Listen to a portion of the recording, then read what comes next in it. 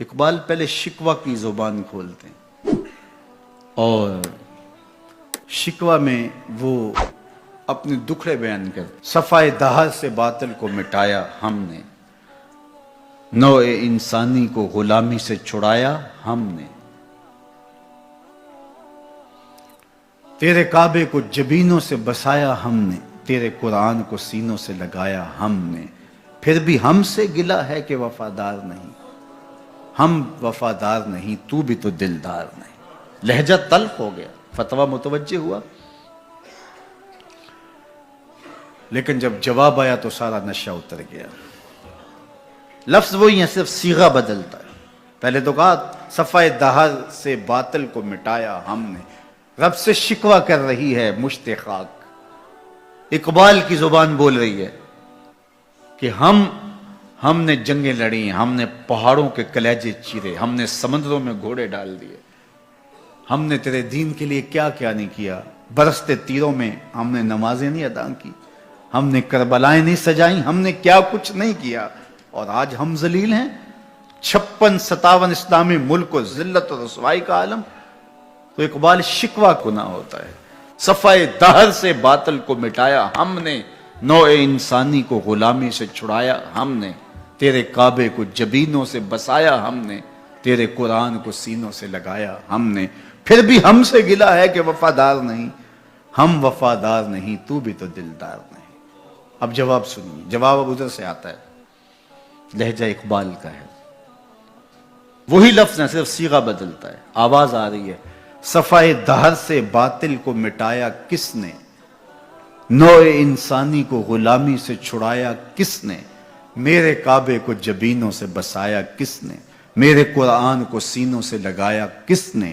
تھے تو آبا وہ تمہارے ہی مگر تم کیا ہو، تھے تو آبا وہ تمہارے ہی مگر تم کیا ہو. ہاتھ پہ ہاتھ دھرے منتظر فردا ہو، ہر کوئی مست مئے ذوق تن آسانی ہے. تم مسلمان ہو یہ انداز مسلمانی، حیدری فقر ہے نئے دولت عثمانی ہے. تم کو اسلاف سے کیا نسبت روحانی ہے، وہ معزز تھے زمانے میں مسلمان ہو کر، تم خار ہوئے تارک قرآن ہو کر. تم نے قرآن کو چھوڑ دیا ہوا ہے، عملاً چھوڑ دیا ہوا ہے. تم نے غلافوں میں لپیٹ کے تو رکھا، خوشبو تو اچھی سے اچھی لگائی، اونچے طاق پہ تم نے قرآن کو سجایا. سچ بتاؤ کبھی کھول کے دیکھا، سچ بتاؤ کبھی قرآن سے پوچھا میں زندگی کیسے گزاروں.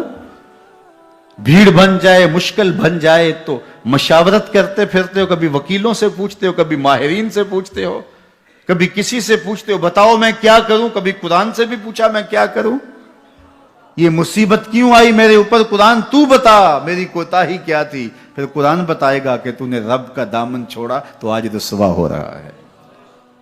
وَأَنْتُمُ الْعَالَوْنَ إِن كُنْتُم مُؤْمِنِينَ. آجا حضور کا غلام ہو جا، آج اس سے سر پہ عزتوں کا تاج رکھ دیتے ہیں. تو قرآن کی طرف اقبال نے بلایا اور ان کا سارا فکر و فلسفہ اس کے ارد گرد گھومتا ہے. بلکہ میں آپ کو ایک بات بتاؤں، یہ کسی نے نہیں کہی، یہ کتنی بڑی بات ہے. اقبال نے کہا کہ اگر میں نے قرآن کی تعلیمات سے ہٹ کے ایک حرف بھی کہا ہو تو قیامت کے دن حضور کے قدموں کا بوسہ نصیب نہ ہو. حضور مجھے آپ کے قدموں کا بوسہ نصیب نہ ہو اگر آپ کے سینے پہ اتری ہوئی کتاب سے ہٹ کے کچھ کہا ہو. یہ اقبال ہی کہہ سکتے ہیں. تو ساری زندگی اقبال کی فکر کا محور قرآن رہا. اس کتاب سے جڑو گے تو زندگی پا جاؤ گے.